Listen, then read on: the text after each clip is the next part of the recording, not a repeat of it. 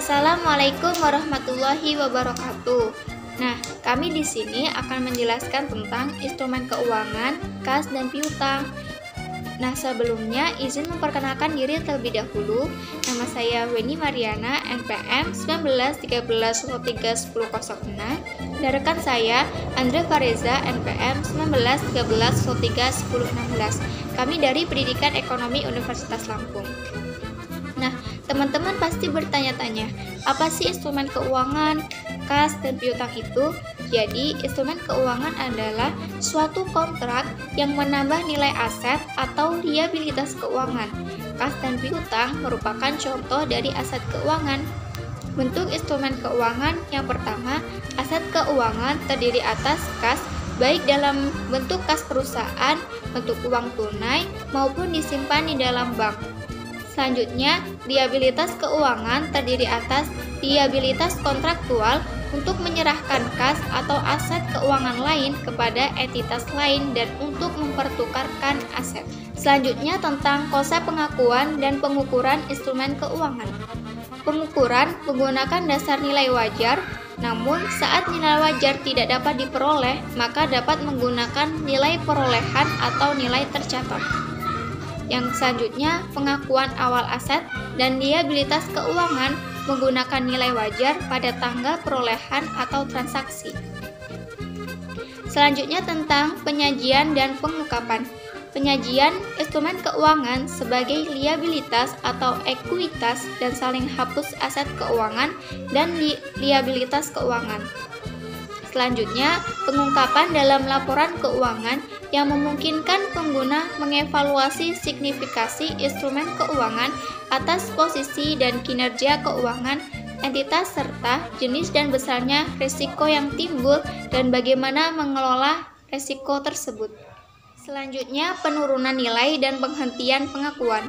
Penurunan nilai adalah aset keuangan yang diukur dengan harga perolehan, diamortisasi, serta aset keuangan tersedia untuk dijual dapat mengalami penurunan nilai. Penghentian pengakuan adalah pada saat kontrak berakhir, aset keuangan tidak lagi diakui dalam laporan posisi keuangan. Selanjutnya adalah kas.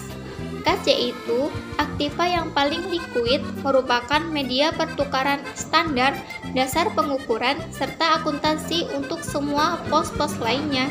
Pada umumnya, kas merupakan aktiva lancar. Nama saya Andre Fareza, NPM 1913031018. Selanjutnya saya akan menjelaskan tentang manajemen dan pengendalian kas.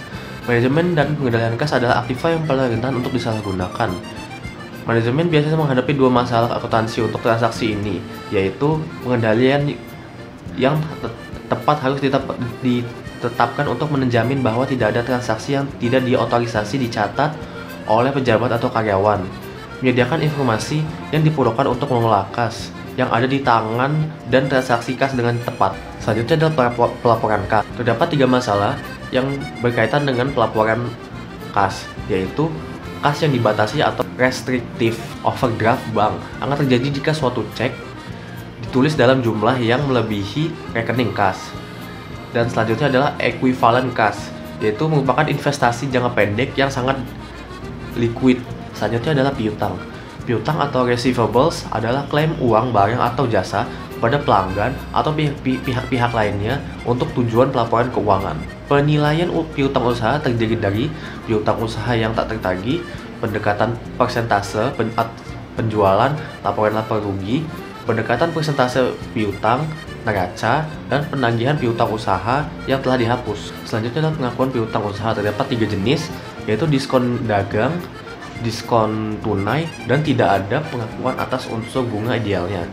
Diskon dagang, trade diskon semacam ini digunakan untuk menghindari perubahan yang sering terjadi dalam katalog untuk mengutip harga kata yang berbeda bagi pembelian dalam kuantitas yang berbeda atau menyembunyikan harga faktur yang sebenarnya dari pesaing. Diskon tunai atau diskon penjualan diberikan sebagai perangsang agar pembeli melakukan pembayaran secepatnya. Diskon semacam ini dinyatakan dalam bentuk istilah seperti 2/10, N/30. Pengakuan wesel tagih. Suatu wesel ditagih didukung oleh promes formal yaitu janji tertulis untuk membayar sejumlah uang tertentu pada suatu tanggal di masa depan. Selanjutnya adalah penyajian piutang.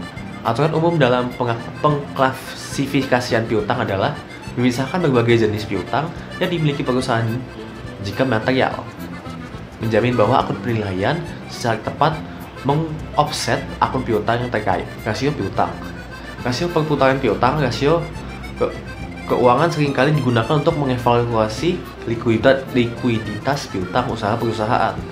Rasio yang digunakan untuk menilai likuiditas piutang adalah rasio perputaran piutang. Rasio ini mengukur berapa kali secara rata-rata piutang berhasil ditagih dalam satu periode. Demikian penjelasan dari kami mengenai instrumen keuangan berkaitan dengan kas dan piutang. Saya akhiri. Wassalamualaikum warahmatullahi wabarakatuh.